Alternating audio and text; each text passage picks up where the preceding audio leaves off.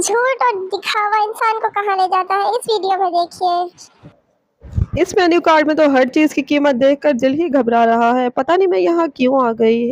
आखिर रिश्तेदारों को भी तो जलाना था मैंने।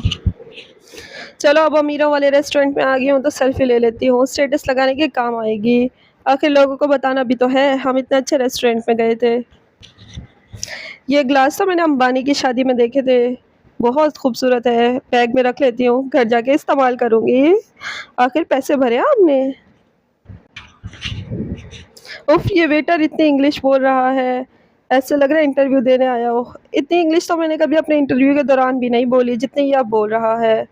हाय मैं क्या करूं, मुझे तो डिशेस के नाम भी नहीं आ रहे यहाँ पर। बोल देखो कैसे रहा है। माहौल तो अच्छा है यहाँ का, लेकिन दाल चावल जैसा सुकून कहीं नहीं। काश मैं घर ही रह जाती।